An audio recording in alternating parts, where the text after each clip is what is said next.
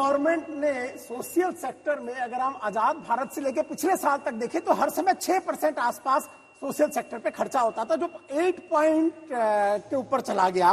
तो अगर हम 8.6 पे पहुंचा दिए तो 2% की बढ़ोतरी दी। उसमें हमने घर दिया, उसमें हमने बिजली दी, उसमें हमने टॉयलेट दिया, उसमें हमने वैक्सीन दी, उसमें हमने लोगों को सिलेंडर दिया, पानी दिया, हर तरीके की सुविधा इस गवर्नमेंट ने दी। आपने वैक्सीन दी? हाँ, लोग पैसा नहीं दे रहे थे उसके लिए जी? वैक्सीन के लिए तो लोग पैसा दे रहे हैं। फ्री वैक्सीनेशन जो देश में हुआ है उसके लिए कह रहा हूं। लोग तो बहुत पैसा कम दे रहे लोगों हैं ने ना, कोविड पैसे की दिए। वैक्सीन के लिए मैडम, दिए क्या पैसे? मैडम बहुत कम लोगों ने दिए हैं। अगर आप पूरा आंकड़ा और डाटा चेक कर लें तो बहुत कम लोगों ने तो वैक्सीन कितने लोगों को मुफ्त वैक्सीन दे दिया सरकार? मैक्सिमम पूरे भारत को मुफ्त वैक्सीन मिली है मैडम। यही तो, ये आंकड़ा आपके पास फिर नहीं है पूरे भारत। आप बताइए ना आंकड़ा, इसीलिए तो आपसे पूछ मैं आपको बता रहा हूँ ना, majority of the country. Majority क्या होता है, नंबर बताइए। नंबर 80% मुफ्त वैक्सीन मिली है।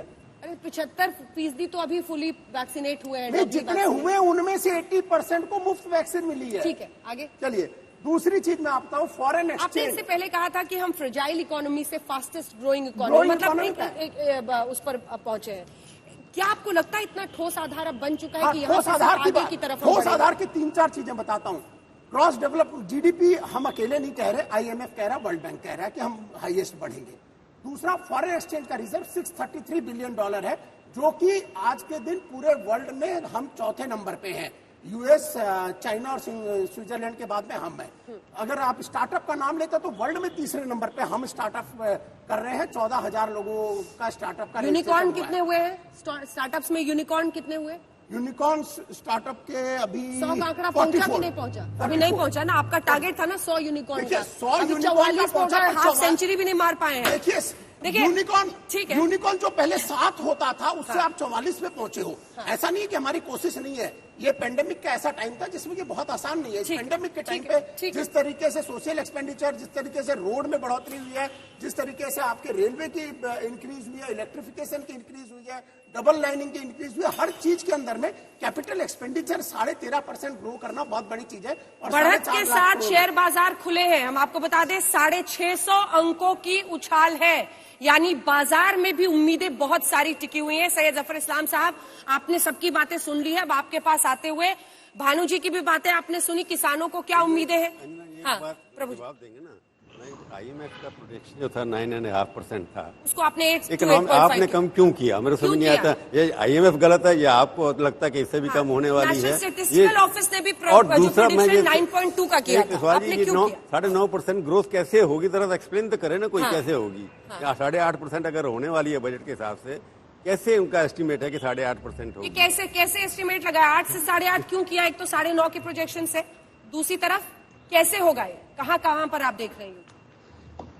देखिए अंजना जी, जो फोकस सरकार का है वो आप अगर देखिए पिछले साल भी जो था वो जो कैपेक्स पे था, और कैपेक्स पे फोकस सरकार ने किया है। सबसे बड़ा जो है उन्होंने कमिटमेंट जो किया था वो 5,54,000 करोड़ का किया था।